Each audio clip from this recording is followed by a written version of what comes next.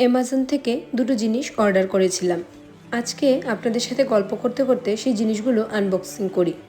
এই ফেব্রুয়ারি মাসে অনেকগুলো ভালোবাসার দিন থাকে, তবে আমি কিন্তু এর কোনোটাই জানি না।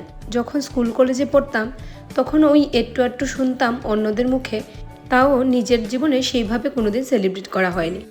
আজকে আমাদের অফিস কলিগদের সাথে একটু মজার ছলে কথা উঠল, আজকে নাকি রোজ ডে। তো আমার এক দাদা আমাকে বলছিল যে তুমিও একটা গোলাপ কিনে নিয়ে তোমার হাজব্যান্ডকে নিয়ে দাও।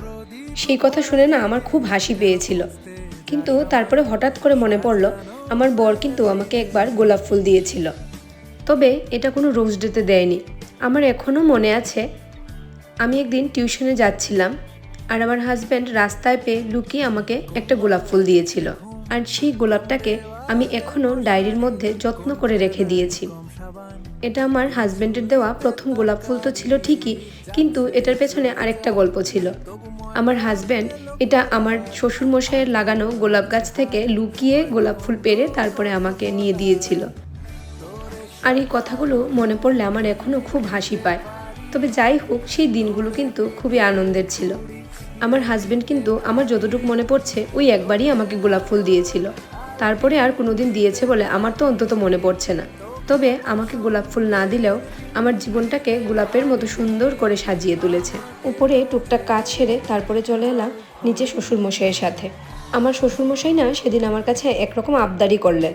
উনি বলছিলেন, আমি আজকে চাল কুমড়ো পারবো, তুমি একটু ভিডিও করে নিও। বাড়িতেও যে এত সুন্দর চাল কুমড়া ফলানো যায় আপনারা নিজের চোখে না দেখলে বিশ্বাস করবেন না। এটার কিন্তু পুরো ক্রেডিট আমার শ্বশুরমশাইয়ের। এদিকে অফিস শেষ হওয়ার পরে হঠাৎ করেই আমাদের প্ল্যান হলো আমরা একটু বাজারে যাব। আর বাজারে গিয়ে অর্মিতাকেও পেয়ে গেলাম, তো আমরা তিনজনে মিলে বেশ একটু মজাই করে নিলাম।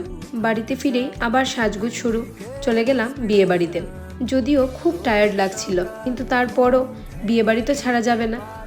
বিয়ে বাড়িতে গিয়েই ব্রাইডের সঙ্গে দেখা করে নিলাম। পিঙ্কিকে কিন্তু খুব দারুণ লাগছিল দেখতে।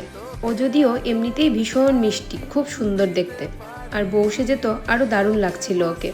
পিঙ্কিকে শুধু একটাই কথা বলার আছে, তুই খুব ভালো থাক, সুখে থাক, তোর নতুন জীবনের জন্য রইল অনেক শুভকামনা। আজকের ভিডিওটি এখানেই শেষ করছি।